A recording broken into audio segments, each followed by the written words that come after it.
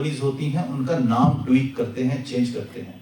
जैसे शेर खान है, शेर खान को शेर खान बना दिया, नाम चेंज कर दिया, नए नाम पे क्लिक करेंगे आपके पैसे गायब। सो इन चीज़ों से बचना है, कोशिश करनी है। एक और बहुत इंपॉर्टेंट चीज़ है, जब भी हम गूगल में कस्टमर केयर का नंबर ढूंढते हैं तो जो पहली सर्च आती है तो पहली सर्च पे क्लिक नहीं करना चाहिए। कई बार ऐसा देखा गया है कि उस सर्च को आप जब क्लिक करते हैं तो वो फेक नंबर होता है, वो फ्रॉडस्टर्स का नंबर होता है। हमने ये मसला गूगल के साथ उठाया है, होपफुली वो चीज़ें बंद हो जाएंगी, बट जब तक ऐसा नहीं होता है तब तक मैं आपको अवेयर करना चाहूँगा। लॉटरी के स्कैम होते हैं, आपको जो व्हाट्सएप के मैसेजेस आते हैं जिसके अंदर ये लिखा जाता है कि आप हमें इस लिंक पे क्लिक कीजिए और आपको, और एक बहुत इंपॉर्टेंट एक नई तरह का फ्रॉड अब आना शुरू हो गया है कि कोई आपको फ़ोन करता है और वो कहता है कि मैं आपका रिश्तेदार बोल रहा हूँ, आपने मुझे पहचाना।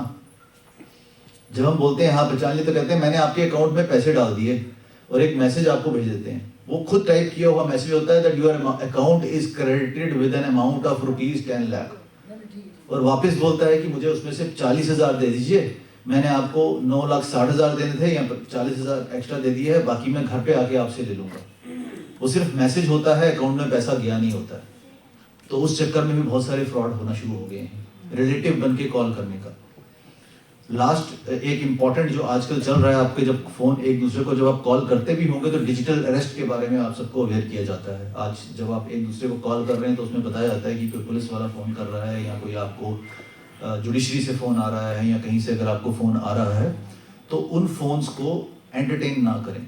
रीज़न यही है कि आपको व्हाट्सएप पे 2-3 नोटिस सर्व कर दिए जाएंगे। बेहतर यही होगा कि जिस भी एजेंसी से वो नोटिस आया है उस एजेंसी के पास फिजिकली चले जाइए और पूछ लीजिए नोटिस मुझे सर्व क्यों किया गया है।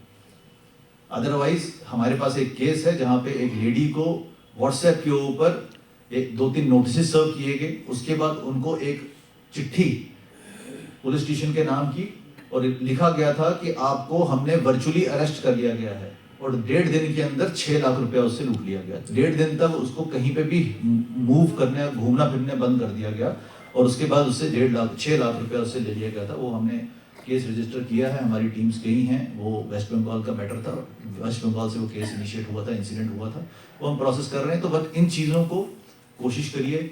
बच्चों को हमने अरेस्ट कर लिया है, उसके पास से नारकोटिक्स रिकवर हुआ है, ऐसे के सभी केसेस के अंदर आपने अवॉइड करना है। अब मैं आपको सिर्फ ये बताऊंगा कि अगर इन केस किसी के साथ ये जराइम हो जाता है तो हमने करना क्या है। गवर्नमेंट ऑफ इंडिया ने स्पेशली इसके ऊपर इनिशिएटिव लिया गया है, साइबर क्राइम्स को रोकने के लिए बहुत एक मुहिम चलाई है, जिसके तहत उन्होंने एक साइट बना दी है cybercrime.gov.in। अगर आप उसके ऊपर क्लिक करेंगे आपको पूरा डेटा आ जाएगा, आप ऑनलाइन भी अपनी कंप्लेंट रजिस्टर कर सकते हैं। cybercrime.gov.in के ऊपर अगर आप जाएंगे, उस पर क्लिक करेंगे तो आप, अगर किसी के साथ साइबर फ्रॉड हुआ है तो हम उसके ऊपर अपनी कंप्लेंट रजिस्टर कर सकते हैं। इसके अलावा एक नेशनल हेल्पलाइन नंबर, जिसका नंबर है 1930, अगर आप वहाँ पे कॉल करते हैं 1930 के ऊपर, कोई ना कोई हमारे थाने से फ़ोन उठाएगा और आप अपनी कंप्लेंट जो है फ़ोन पे भी बता सकते हैं और वो ऑनलाइन उसको रजिस्टर कर लेगा। लेकिन उस केस के अंदर आपको 24 घंटे के अंदर उस थाने के अंदर आना है और फिजिकली सिग्नेचर्स करने होते हैं। इसके अलावा हमारे बहुत बार फ़ोन खो जाते हैं और हम थाने में जाते हैं, मिसिंग की रिपोर्ट लिखाते हैं और कभी भी फ़ोन मिलता नहीं है। गवर्नमेंट ऑफ इंडिया ने एक पोर्टल बनाया है, बहुत सिंपल है, CEIR, लॉस्ट फोन्स के लिए CEIR.gov.in। अगर आपका फ़ोन खो जाता है आप उसके अंदर डिटेल्स डाल दीजिए, हमसे भी पहले, पुलिस से भी पहले आपको अलर्ट आएगा जब आपका फ़ोन ऑन होगा।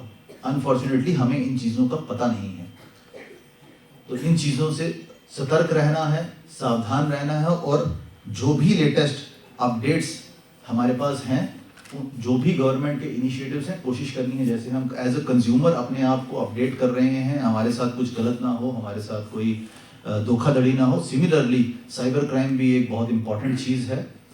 हमारे पास इंसिडेंट्स हैं, ओसवाल ग्रुप जो हमारा पंजाब में है, उनके साथ, उनके मालिक के साथ 7 करोड़ रुपए का फाइनेंशियल फ्रॉड हो गया डिजिटल अरेस्ट को लेके। तो इस तरह से किसी के साथ भी ये फ्रॉड हो सकता है, सतर्क रहना है, सावधान रहना है। मैं अपनी वाणी को विराम देने से पहले भगवत गीता का एक छोटा सा थॉट करूंगा। कर्मणे बदी करस्ते माँ फलेशु कदाचना। अपना मेहनत से, अपना ईमानदारी से अपने कर्म करते चलिए और फल की परवाह ना करें, और हम सब लोग मिलके देश की उन्नति और समृद्धि के भागीदार बने। जय हिंद, जय भारत।